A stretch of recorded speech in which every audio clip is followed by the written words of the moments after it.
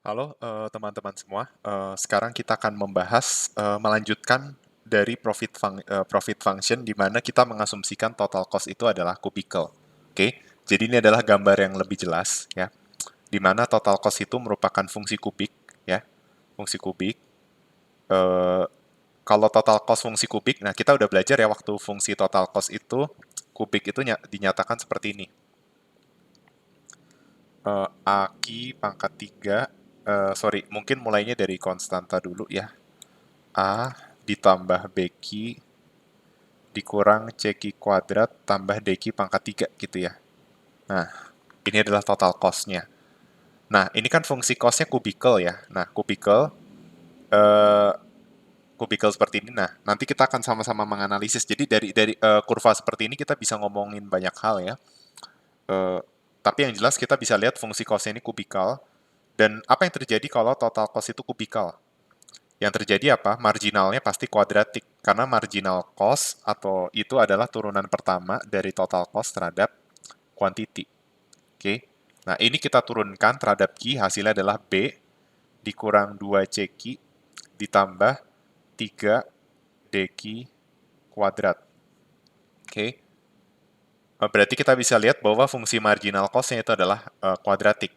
Nah, kalau kita mau membuktikan apakah ini fungsi cost yang memenuhi aturan atau enggak, kan kita tahu ya, fungsi cost yang memenuhi aturan itu adalah ketika marginal cost-nya sih memang lebih besar dari nol, tapi second order condition-nya juga harus lebih dari nol. Nah, coba dicek second order condition-nya dengan cara menurunkan marginal cost terhadap quantity, atau sama aja seperti menurunkan turunan kedua total cost terhadap quantity. Hasilnya adalah min 2C ditambah 6D seperti itu. Oke. Maka ini hasilnya lebih besar dari 0. Oke. Jadi seperti itu. Ini alasan kenapa fungsi total cost yang baik itu harus seperti ini. Kalau dia dinyatakan dalam fungsi kubik seperti itu. Oke. Nah, terus teman-teman juga bisa melihat apakah fungsinya itu dia itu menggambarkan pasar persaingan sempurna atau persaingan tidak sempurna. Ya, kita bisa lihat apakah dia itu pasar persaingan sempurna atau persaingan tidak sempurna. Dari mana kelihatannya? Kelihatannya itu adalah dari sini. Kita bisa tahu bahwa kalau pasar persaingan sempurna itu P-nya itu konstan. Sedangkan kalau kalau dia pasar persaingan tidak sempurna, P-nya itu adalah inverse demand function. Nah, jadi marginal revenue-nya tidak konstan kalau pasar persaingan tidak sempurna, oke? Okay? Nah, jadi ini kita bisa nebak dia pasar persaingan sempurna. Nah, mungkin sebelum kita telah lebih jauh, mungkin biar lebih terstruktur, kita mau ceritanya mau bikin poin-poin ya. Jadi kalau lihat kurva kayak gini, kita bisa bikin jadi banyak hal ya. Misalnya, kita mau tahu sebenarnya fungsi-fungsinya tuh apa aja. Misalnya fungsi total cost. Berarti total cost itu dinyatakan dalam kubikel. Oke. Okay. Terus total revenue, kita bisa lihat total revenue-nya lurus, berarti dia fungsi linear. Oke. Okay. Terus apalagi, misalnya saya analisis juga harga ya, price. Nah, harganya itu konstan. Nah, lalu bagaimana dengan apa namanya marginal cost? Marginal cost-nya itu kuadratik. Nah, kebetulan di sini tidak ada kurva average variable cost, tapi kita bisa kira-kira ya. AVC itu kan variable cost bagi quantity. Atau kita abaikan aja sih unsur A-nya. Nah, intinya dia bakal tetap kuadratik. Seperti itu ya. Jadi itu summary dari yang pertama, kita bisa bilang bahwa total biaya itu fungsi kubikel ya. Kita bisa lihat dari kurvanya. Kenapa? Karena ada dua titik puncak nih ya. Lalu penerimaannya fungsi linear. Karena kita bisa tahu bahwa revenue itu akan terus naik tanpa menunjukkan adanya titik puncak. Itu kan ciri khas fungsi linear. Nah, terus harganya itu adalah fungsi konstan. Biaya variabel per unitnya kuadratik. Marginal cost-nya itu juga kuadratik. Oke. Okay? Nah, itu kita kalau kita menganalisis bentuk-bentuk kurvanya yang ada di sini. Kurvanya ada apa aja. Oke. Okay? Nah, terus yang kedua, Tadi saya sudah sempat singgung, apakah dia itu misalnya ditanya struktur pasarnya apa nih kira-kira kalau bentuk kurvanya seperti ini? Apakah dia PCM atau imperfect competition market? Ya, jadi mungkin ditanyanya apakah dia PCM atau imperfect competition market? Oke. Apakah dia short run atau long run? Oke. Eh, Lalu mungkin ditanya juga kapan loss maksimum, kapan profit maksimum. Karena di sini kita melihat ada fenomena loss maksimum dan profit maksimum. Oke. Dan bagaimana kita menentukan besarnya profit? Nah, kita jawab satu-satu dulu. Kurva ini jelas menunjukkan dia perfect competition market. Kenapa? Karena harga sama dengan MR. Ingat, kalau di PCM, P sama dengan MR sama dengan MC. Nah, kita bisa lihat bahwa quantity optimalnya itu ya ketika P sama dengan MR sama dengan MC, yaitu di titik E atau E star atau A star. Kalau dari segi kurva bawah, kalau dari kurva atas E dan A, seperti itu. Jadi jelas dia perfect competition market karena harganya konstan. Lalu kalau ditanya apakah dia short run atau long run, kira-kira jawabannya apa? Kita lihat aja dari fungsi total cost. Total cost-nya kubikel. Itu belum menjelaskan dia short run atau long run, tapi short run long run itu ditentukan dari adanya fixed cost atau tidak. Kalau di short run, fixed cost itu ada. Kalau di long run, fixed cost itu tidak ada. Bagaimana kita bisa melihat sebuah kurva itu, kurva fungsi biaya itu mengandung fixed cost atau tidak? Nah, kita bisa lihat ketika cost, besarnya cost ketika quantity itu sama dengan nol. Simple sekali cara melihatnya. Unsur fixed cost ada atau enggak. Nah, kita bisa lihat bahwa ketika kuantitinya nol, total cost-nya itu lebih besar dari nol. Atau sebesar sesuatu.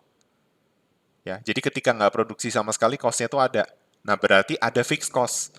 Nah, berarti jelas kurva di sini mau menunjukkan fenomena yang terjadi di jangka pendek atau di short run. Oke, seperti itu. Lalu, pertanyaan berikutnya, bagaimana kita bisa mengetahui kalau misalnya, oh ya, sebelum tadi kan ini PCM ya. Bagaimana kalau imperfect competition market? Kalau imperfect competition market, harganya nggak seperti kurva harganya nggak seperti ini ya. Nanti dia bentuknya marginal revenue-nya itu setengahnya demand ya. Saya nggak perlu jelasin ya, kayaknya udah pada jelas. Tapi yang jelas, kalau PCM ini ya, P sama dengan MR. Kalau di imperfect competition market, P-nya itu inverse demand function yang A min Bq, seperti itu.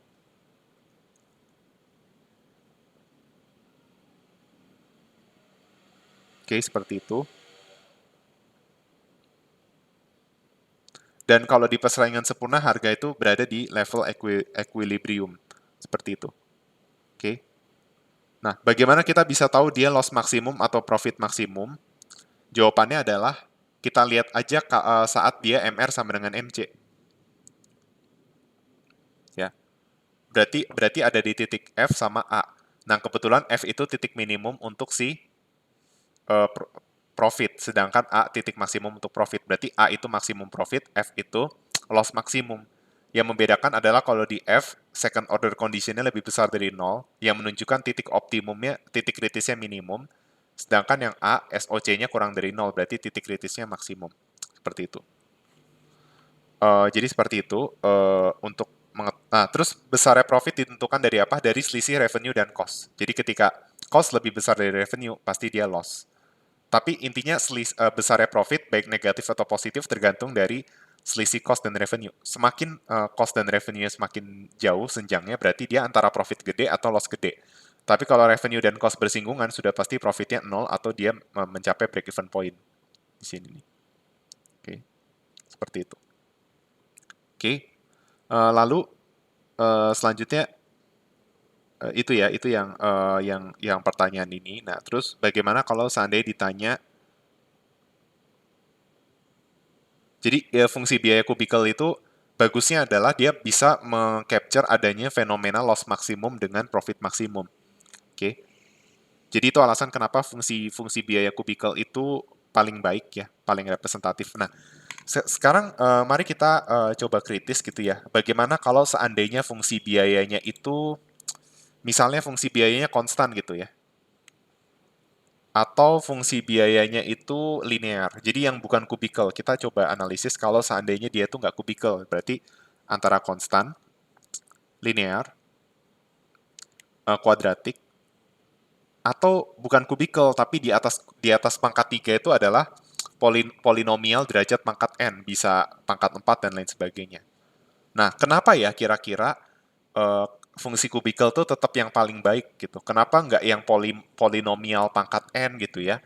Yang titik titik puncaknya tuh nggak cuma dua gitu kan? Kalau kubikel ada dua ya, ada minimum maksimum. Kalau pangkat 4 itu pasti ada tiga atau lebih gitu ya. Kalau di atas pokoknya n min satu lah jumlahnya titik puncak. Atau kenapa nggak kuadratik, kenapa nggak linear, dan kenapa nggak konstan? Dan apakah penerapannya dalam dunia nyata tuh ada? Jawabannya ada, tetapi kenapa yang dipilih kubikel? Alasannya mungkin kita mulai dari yang konstan dulu. Nah, kalau fungsi biaya konstan berarti kurang lebih ya cost ya adalah fixed cost. Berarti kalau fungsi biaya kita gambarkan dia itu konstan, berarti kita mengasumsikan bahwa industri tersebut itu hanya memiliki fixed cost. Jadi sama sekali variabel cost-nya sama dengan nol. Jadi industri tersebut hanya memiliki biaya tetap. Jadi berapapun produksi yang dihasilkan, ya hanya fixed cost biayanya. Nah, kira-kira apakah semua industri bisa digambarkan dengan fungsi biaya konstan? Jawabannya tidak bisa. Karena pada kenyataannya ada variabel cost. Tetapi mungkin untuk monopoli-monopoli tertentu atau produk tertentu memungkinkan fungsi biaya itu hanya fixed cost. Contohnya kayak gimana? Contohnya misalnya teman-teman punya rumah, lalu di rumah itu misalnya ada sumber air. Dan berdasarkan undang-undang, misalnya teman-teman berhak untuk memiliki sumber air tersebut. Karena itu adalah tanah teman-teman. Nah, terus teman-teman memutuskan supaya air itu tidak terbuang sia-sia, teman-teman mau jual. Nah, berarti biaya teman-teman hanya fixed cost, yaitu sebesar mungkin biaya tanah atau biaya membeli rumah tersebut. Mungkin sama sekali nggak butuh maintenance, perawatan, dan sebagainya gitu. Sehingga fungsi biaya itu murni dari fixed cost. Nah, kasus-kasus seperti itu memungkinkan fungsi biaya itu hanya fixed cost, tetapi tidak semuanya bisa digambarkan dengan fungsi biaya konstan. Oke? Nah, itu kelemahan dari fungsi biaya konstan. Bagaimana dengan fungsi biaya linear? Ya, jadi nanti kalau teman-teman belajar mikro 2 sering banget dipakai fungsi biaya itu linear, misalnya C dikali Q. Ya. Apa yang terjadi ketika fungsi biaya itu linear? Nanti hasilnya adalah marginal cost sama dengan average cost. Kalau nggak salah di pengantar mikro, bukan kalau nggak salah, pasti di pengantar mikro teman-teman udah dapet contoh di mana marginal cost itu sama dengan average cost. Ya, untuk menyederhanakan aja. Dan ini bisa terjadi nggak? Bisa. Ya, tetapi dia kemungkinannya kalau di jangka panjang. Tapi intinya fungsi biaya ini bisa aja di dunia nyata ya. Misalnya eh, apa namanya kita usaha kita ya murni dari kita membeli variabel input di mana variabel inputnya itu konstan. Misalnya tiap unit $5 gitu ya. Berarti marginal cost dan average cost-nya sama persis. Dan kebetulan industri kita udah di jangka panjang. Nah, jadi linear itu bisa di kehidupan nyata dan bahkan di teori ekonomi mikro sering ini asumsi yang dibuat semudah mungkin tuh ya fungsi biaya linear. Tapi kenapa fungsi biaya linear ini tidak dipakai atau apa kelemahannya?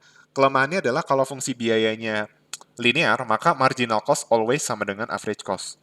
Itu berarti tidak menunjukkan adanya fenomena economies of scale ya. Dan kalau fungsi biayanya linear, tidak ada titik puncak ya.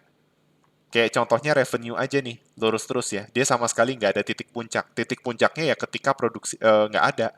Semakin banyak produksi, semakin tinggi nilainya gitu. Oke. Jadi nggak ada titik kritis atau puncak. Lalu dia juga nggak menunjukkan fenomena keuntungan maksimum gitu. Kalau total cost-nya terus naik, berarti nanti kurang lebih tuh kalau teman-teman pernah belajar matematik ekonomi, jadi ini ceritanya total revenue, terus taruhlah ini total cost. Nah, seolah-olah kalau fungsi biaya linear itu menunjukkan bahwa semakin banyak produksi, profit itu akan semakin tinggi. Jadi dia nggak ada tuh fenomena diseconomies of scale tuh nggak digambarkan. Dan break even point tuh hanya terjadi di satu titik seperti itu. Jadi sebelum break even point, TR sama TC itu akan konvergen. Nah, setelah break even point, dia akan divergen, saling menjauhi. Nah, ini asumsinya mungkin bukan C sama dengan C plus Q, tapi C plus Q plus K misalnya. Tapi bisa juga kita abaikan K-nya. Kalau ini ada K-nya, kalau ini tidak ada K-nya, seperti itu. Oke, jadi itu masih lemah tuh fungsi biaya linear ya. Tetapi di dunia nyata bisa dipakai. Tapi tidak sempurna. Nah, bagaimana dengan kuadratik? Kan kalau kuadratik ada titik puncaknya tuh. Jadi kurang lebih fungsi cos tuh ada titik puncaknya, titik minimumnya. Seperti ini misalnya. Gitu. Nah, kenapa ini juga nggak dipakai? Karena kalau fungsi cos-nya kuadratik, berarti average cost dan marginal cost-nya itu linear. Jadi nanti eh, apa fungsi average cost-nya dan marginal cost-nya itu tidak menunjukkan fenomena economies of scale. Karena kan kalau fenomena economies of scale kan seperti ini nih kurvanya. Ini marginal cost, ini average cost. Nah, kalau ini total cost, average cost yang pasti dia linear. Dia nggak bisa menggambarkan fenomena adanya economies of scale sama diseconomies of scale. Jadi tetap ada kelemahan tuh kalau kuadratik polinomial. Dan bentuk AC-nya nggak U-shape ya, karena total cost-nya seperti ini. Oke. Okay. Nah, berarti udah jelas ya. Tapi kuadratik juga bisa di kehidupan nyata bisa kita pakai. Oke, kuadratik, linear, konstan bisa kita pakai. Nah, bagaimana dengan ini? Ini yang hampir nggak pernah dipakai dan kenapa kira-kira yang dipakai kubikel bukan yang sebanyak-banyaknya misalnya pangkat 4 atau pangkat 5? Jawabannya adalah kalau kalau seandainya ada pangkat n atau lebih dari 3, maka titik puncaknya ada sangat banyak dan nggak jelas fenomena yang mau digambarkan gitu. Mungkin di kehidupan nyata bisa terjadi pangkat n, tetapi memperumit keadaan. Sehingga tetap fungsi biaya yang terbaik itu adalah fungsi biaya kubikel di mana dia nantinya di fungsi profit akan ditunjukkan adanya loss maksimum dan profit maksimum seperti itu. Oke. Okay. Nah, terus kita juga bisa interpretasi titik D itu kerugian maksimum ya saat titik D, saat cost di titik D atau di titik puncak, profit juga berada di titik puncak yaitu loss maksimum. Sedangkan kalau di titik, nah di sini nilai FOC sama dengan 0, tapi SOC-nya lebih dari 0. Sedangkan kalau ini di titik C, ketika cost di titik C, profit di titik A, FOC-nya 0, tapi SOC-nya kurang dari 0, maka dia profit maksimum. Oke. Okay? Nah, besarnya profit dapat dilihat dari selisih antara saat loss maksimum, berarti profit adalah E dikurang D, ya, revenue-nya E, cost-nya D. Tapi kalau di sini profit maksimum berarti C dikurang B, gitu ya. Oke. Okay.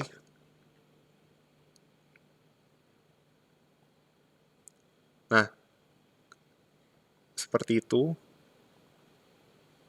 Nah, titik E star dan A star itu menunjukkan tadi udah sempat saya singgung ya.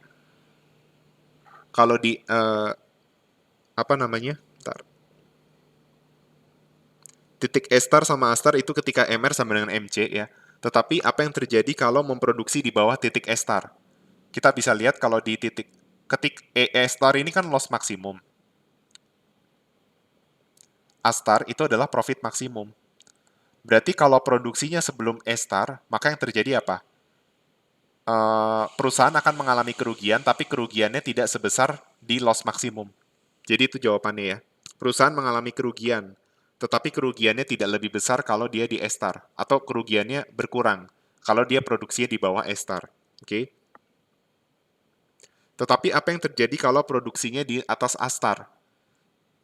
A-star itu menunjukkan adanya profit maksimum. Jadi kalau produksi ditambah setelah A-star, maka yang terjadi apa? Profit mulai berkurang. Oke. Okay? Profit akan mulai berkurang dan akan menuju break even point dan menuju kerugian gitu. Oke, okay? Itu kalau dia produksinya di atas A-star. Bagaimana kalau produksinya antara E-star sama A-star? Ya berarti dia tidak loss maksimum dan tidak profit maksimum. Jadi dari loss maksimum ke break even point, dari break even point ke profit maksimum. Jadi E-star sama A-star itu keuntungannya bertambah mencapai maksimum ketika produksi menuju titik A-star dan nanti setelah ditambah A-star baru dia mulai turun. Oke. Okay? Intinya dari E-star ke A-star kita bisa lihat profit itu akan terus naik. Ya. Sebelum E-star profit turun, setelah A-star profit juga turun. Seperti itu. Nah, terus mungkin analisis terakhir dari kurva ini adalah Eh,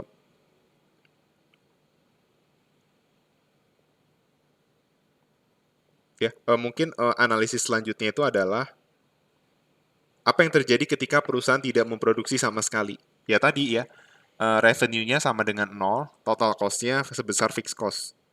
Oke, sehingga kerugiannya sebesar fixed cost. Dan mungkin kita membuat kayak kalimat ya. Jadi ketika perusahaan tidak memproduksi sama sekali, kerugiannya sebesar fixed cost atau keuntungannya sebesar minus fixed cost. Namun ketika output ditambah, maka dia akan mencapai loss maksimum kalau produksi berada di titik E star atau F atau D dari segi cost. Nah, lalu ketika output ditambah, profit akan terus meningkat sampai break even point dan sampai menuju titik profit maksimum. Kalau dia produksinya berada di titik A atau di titik B atau di titik A star. Namun ketika produksi ditambah setelah titik A atau B atau A star, maka yang terjadi profit akan turun menuju break even point bahkan hingga negatif. Jadi itu mungkin kalimatnya, oke? Membahasakan dari kurva ini, oke? Jadi ini adalah pembahasan lengkap tentang fungsi profit yang kubikel, oke? Semoga penjelasannya bisa membantu teman-teman semua untuk lebih mengerti fungsi profit, ya. Sekian dari penjelasan saya. Silakan teman-teman kalau mau mencoba lakukan analisis. Jadi misalnya kita coba ya, ini kan pasar persaingan sempurna. Nah, bagaimana kalau seandainya dia persaingan tidak sempurna? Hasilnya mungkin mirip-mirip, tapi bedanya kurva TR-nya itu pasti kuadratik. Karena kan kalau di PCM, TR itu P kali Q, di mana P itu konstan ya, sesuai equilibrium. Tapi kalau imperfect competition, PQ kali Q, di mana P-nya ini adalah A min BQ. Jadi nanti TR-nya kuadratik. Analisisnya kurang lebih mirip, tapi ada yang berbeda ya, karena TR-nya juga nggak linear. Oke, silakan kalau teman-teman mau coba analisis untuk imperfect competition market ya. Tapi tetap dia sama ya, ada loss maksimum dan profit maksimum kalau cost-nya tetap kubikel. Oke, mungkin dari saya itu aja. Nanti pastikan teman-teman sudah menonton video sebelumnya dan video ini untuk memahami secara keseluruhan materi profit maximization. Oke, terima kasih.